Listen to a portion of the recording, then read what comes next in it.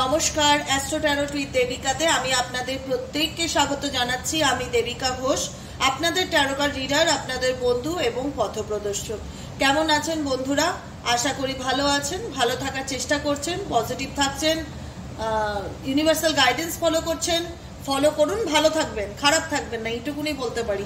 যারা universal guidance follow করে আসছেন, পজিটিভ থেকে নিজের জীবনে লড়াই করে বেঁচে থাকার চেষ্টা করছেন না, তারা ভীষণ রকম পজিটিভ এনার্জি পাবেন। একদমই ভাববেন না যে খারাপ হবে। যা খারাপ হওয়ার ছিল তা হয়ে গেছে, এর বাইরে আর কি খারাপ হতে পারে।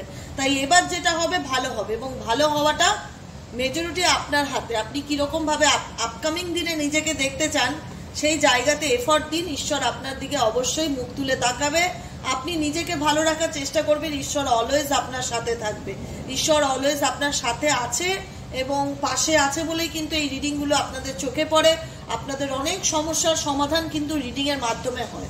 হয়তো বলুন তো, আপনাদের যা সমস্যা চলছে অনেক কিছু সলিউশন পান তো রিডিং এর মাধ্যম দ্বারা। তাই সবসময় বিশ্বাস রাখুন, ভক্তি, শ্রদ্ধা, বিশ্বাসের সাথে রিডিংগুলো দেখুন। প্রশ্ন রাখুন ভগবানের উপর। কোনো না কোনো দিন কোনো না কোনো রিডিং এর মাধ্যমে আপনার প্রশ্নের উত্তর আপনাকে ঈশ্বর ঠিক দেবে, এইটুকুনি বিশ্বাস রাখতে হবে। ঠিক আছে, চলো আজকে রিডিংটা দেখবো। No contact relationship, on off situation, পার্সনের কারেন্ট ফিলিংস। এই মুহূর্তে কি চলছে, কারেন্ট ফিলিংস নেবো এই ডেক থেকে। তো আমি বেশি কার্ড নেবো না, এই ডেক থেকে 5টা কার্ড নেবো। আমি জাস্ট কারেন্ট ফিলিংসটা জানবো ট্যারোট ডেক থেকে। চলো, আজকে হচ্ছে 6 অক্টোবর। আর প্রত্যেকটা বন্ধুকে বলে রাখি, যারা ভিডিওটি দেখছো, সবার প্রথমে দিদিকে ভালোবেসে একটু লাইক করে দিও এবং এনার্জির সাথে কানেক্ট হওয়ার চেষ্টা করো। লাইক করা মানে আমি অ্যাকসেপ্ট করলাম, এই রিডিংটিকে আমি অ্যাকসেপ্ট করলাম, এনার্জির সাথে নিজেকে কানেক্ট করলাম। লাইক করো। যারা নতুন বন্ধু আছে, ফার্স্ট টাইম আজকে রিডিংটি তোমার চোখে পড়েছে, যদি ভালো লেগে থাকে দিদিকে কাইন্ডলি একটু ভালোবেসে সাবস্ক্রাইব করে দিও, নিচে দেওয়া রেড কালারের বেল আইকনটিকে প্রেস করে। আর যারা প্রত্যেক দিন দেখছো, আমার পাশে আছো, তারা কমেন্ট সেকশনে ইউনিভার্সকে থ্যাংক ইউ লিখতে, গ্র্যাটিটিউড জানাতে কিন্তু ভুলবে না। চলো দেখে নেই at present right now 6 October. 6 অক্টোবরের রবিবার তোমার পার্সন অ্যাট প্রেজেন্ট তোমাকে নিয়ে কি চিন্তা ভাবনা করছে, তার মনে এই সম্পর্কটাকে নিয়ে কি চিন্তা ভাবনা চলছে, সে কি করছে, তার মনের মধ্যে কি চলছে অ্যাট প্রেজেন্ট, সে কি করছে, তার জীবনে এখন এই মুহূর্তে দাঁড়িয়ে কি চলছে সেটা দেখে নেবো। সব থেকে বড় কথা, তার জীবনে অ্যাট প্রেজেন্ট রাইট নাও কি চলছে।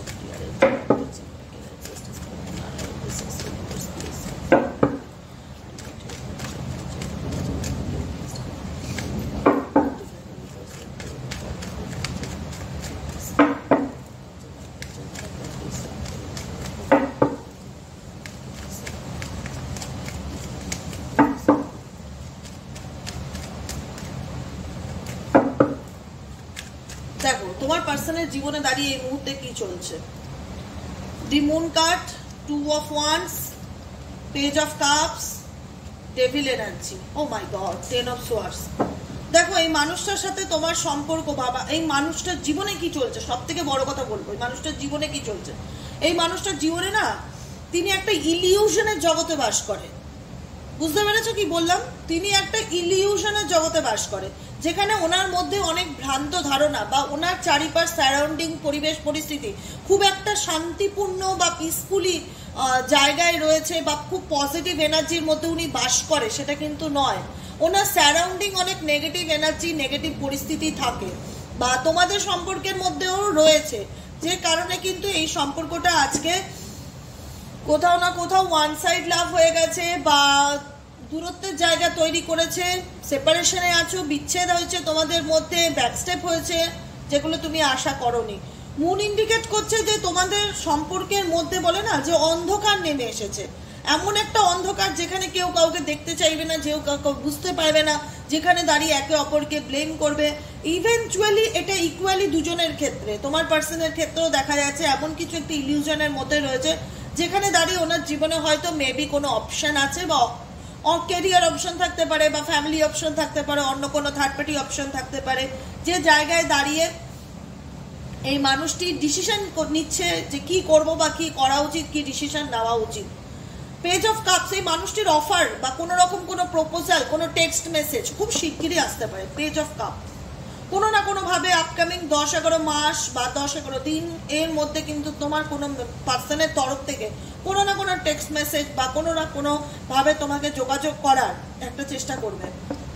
Devil energy and 10 of swords, devil energy and 10 of swords indicate করছে এই সম্পর্কের মধ্যে ডেভিল এনার্জি রয়েছে। ডেভিল এনার্জি বলতে নেগেটিভ এনার্জি রয়েছে, এবং এই নেগেটিভ এনার্জি তোমাদের সম্পর্ককে এন্ডিং করিয়ে দিয়েছে বা এন্ডিং হয়ে গেছে, বা ম্যারেজ হয়ে থাকলে ম্যারেজ লাইফ নষ্ট করে দিয়েছে, বা ম্যারেজ লাইফের ক্ষেত্রে ইকুয়ালি ব্যালেন্স করে চলতে হচ্ছে তোমার পার্সনকে। কোনো অপশনের জন্য তোমাকেও ডিফিকাল্টির মধ্যে থাকতে হচ্ছে, তোমাকে কম্প্রোমাইজ করতে হচ্ছে, অ্যাডজাস্ট করতে হচ্ছে, ব্যালেন্স করতে হচ্ছে।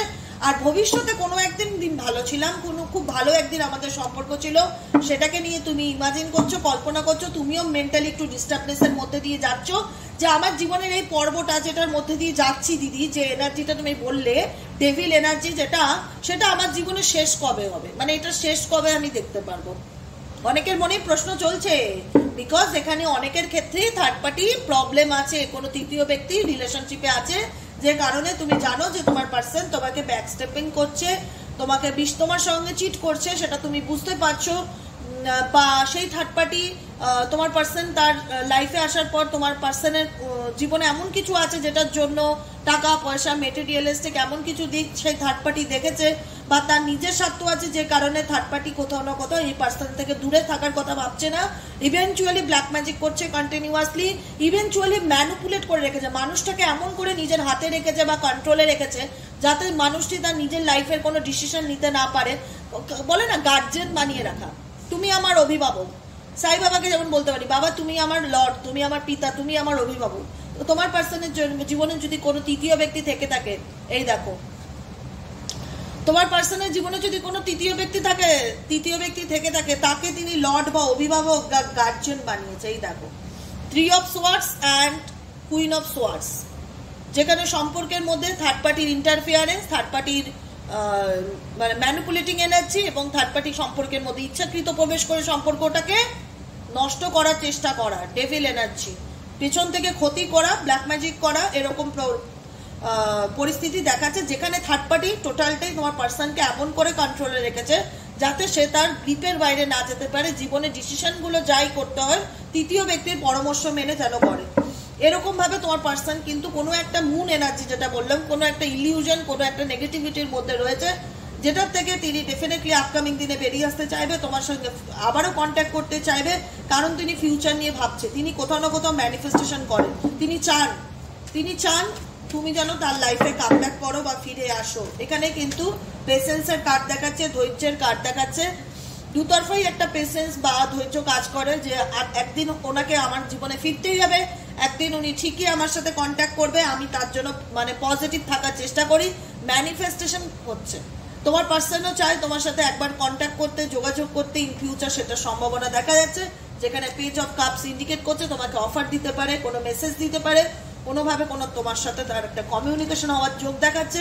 যতই এই সম্পর্কে ফ্যামিলি ইনভলভ থাকুক, থার্ড পার্টি ইনভলভ থাকুক, সে কিন্তু তোমাকে কোনো না কোনোভাবে টেক্সট মেসেজ করবে। এবং তোমরা এখানে অনেকেই আছো যারা ম্যানিফেস্টেশন করছো রিলেশনশিপটাকে নিয়ে, কারণ এই রিলেশনশিপে দুতরফায় অনেক এফর্ট দেওয়া রয়েছে,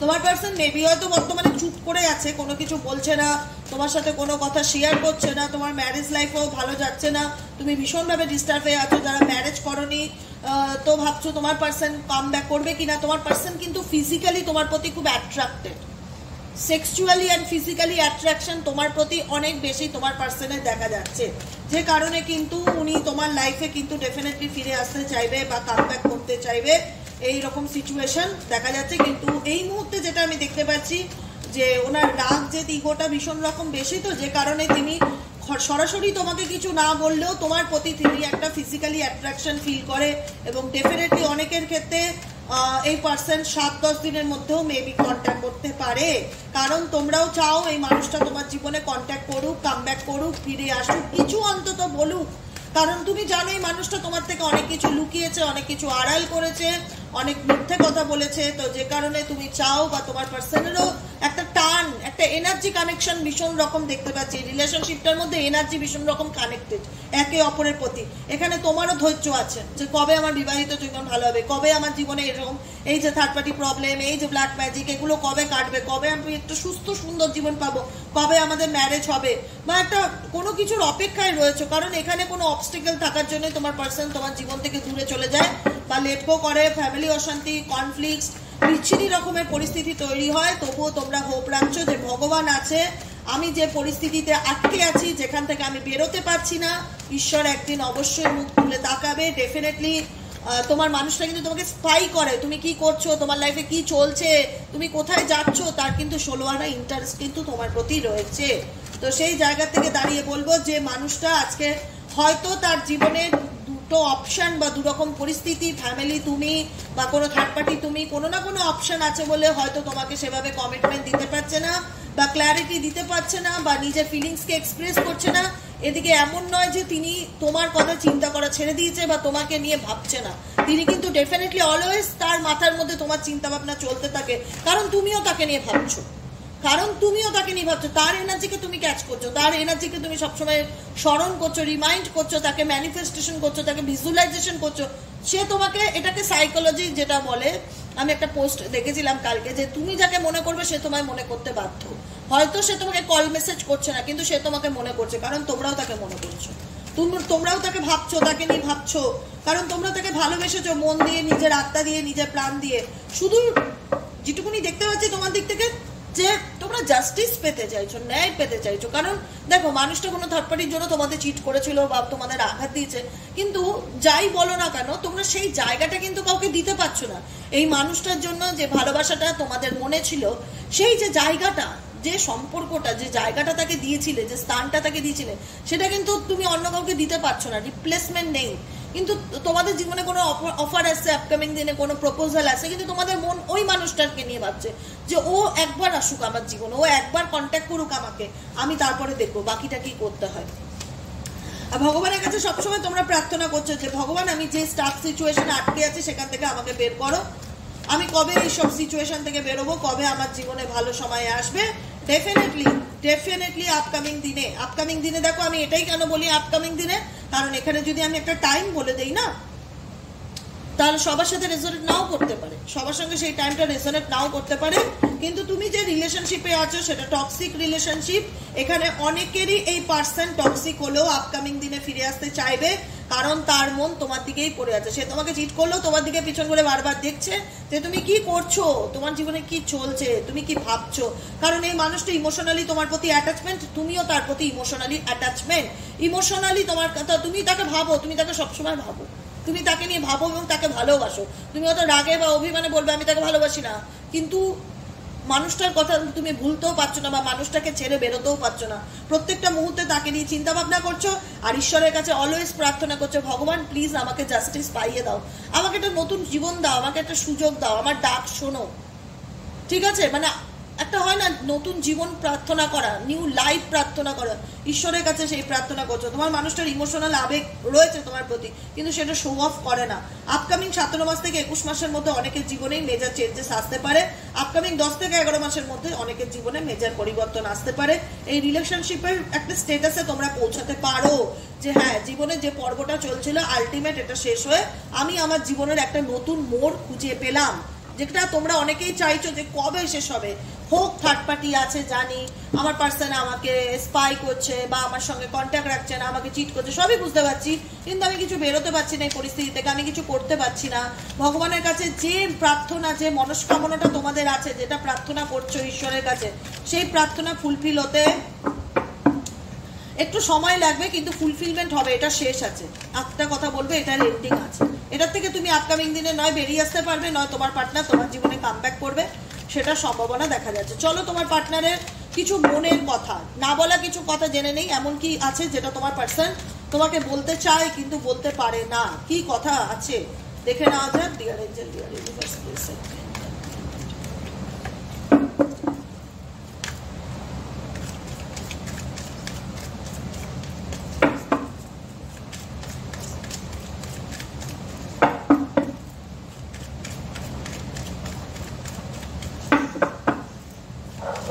চলো দেখে নি তোমার পার্সনের না বলা কিছু কথা।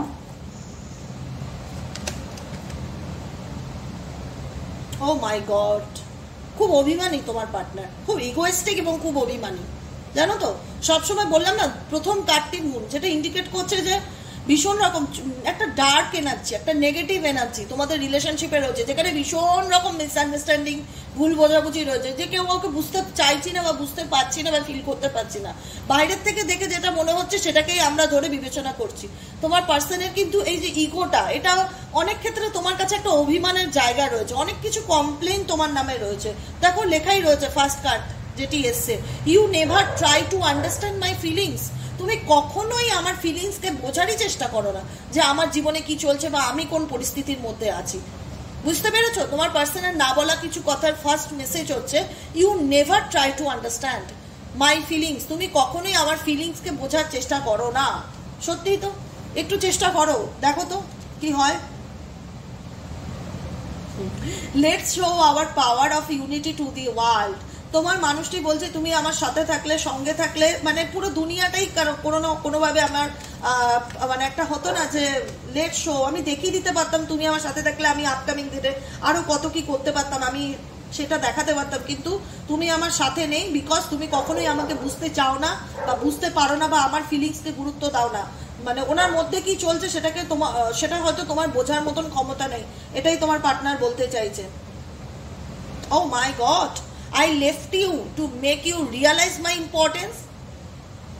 I left you এই কারণেই আমি তোমার জীবন থেকে দূরে সরে আছি বা দূরে চলে গেছি বা দূরে থাকতে চাই, যাতে তুমি আমার গুরুত্বটা বোঝো বা যাতে তুমি আমার ইম্পর্টেন্স বোঝো, যে আমি কি ছিলাম তোমার জীবনে, আমি কি ছিলাম। আজকে হয়তো আমি তোমার জীবনে নেই। এখানে না অনেকটা অভিমানের সুর আমি বুঝতে পারছি, বুঝতে পারছো তোমরা?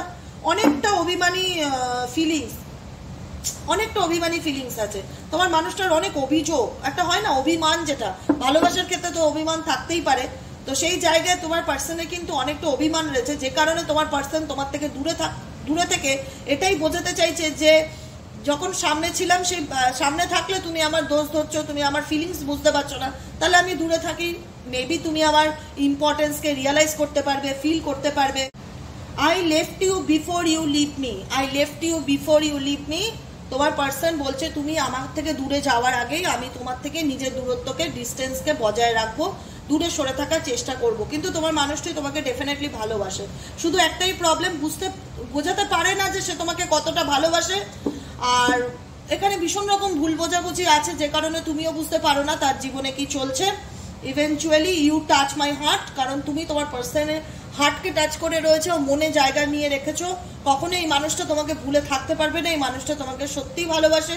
ট্রু লাভ কানেকশন ডেফিনেটলি এই রিলেশনশিপে রয়েছে, কিন্তু অনেক ভুল বোঝাবুঝি, মিসআন্ডারস্ট্যান্ডিং রয়েছে, যে কারণে এই পার্সনটা বোঝাতে চায় যে তুমি এনার গুরুত্ব বোঝো না বা তুমি এনাকে সেই ইম্পর্টেন্সটা দাও না বা বুঝতেই চাও না। কিন্তু এই মানুষটার হৃদয় জুড়ে তুমি অবস্থান করছো, এই মানুষটার হৃদয় জুড়ে তুমি অবস্থান করছো। তুমি মানুষটাকে যে ভালোবাসো সেটা মানুষটা ডেফিনেটলি ফিল করতে পারে। ইউ টাচ মাই হার্ট, কারণ এই তোমার উপস্থিতি মানুষটার জীবনে অনেক বড় জায়গা জুড়ে আছে। বুঝতে পেরেছো? আজকের মতন রিডিংটি এখানেই শেষ করছি। টাটা, বাই বাই বন্ধুরা। সবাই খুব ভালো থেকো, আনন্দে থেকো, পজিটিভ থেকো, পজিটিভ ম্যানিফেস্টেশন করো, যা হবে ভালো হবে। তোমরা অন্ধকার কাটিয়ে আলোর দিকে যেতে চলেছো, এটুকুনি শুধু মাথায় রেখো। আজকের মতন এখানেই শেষ।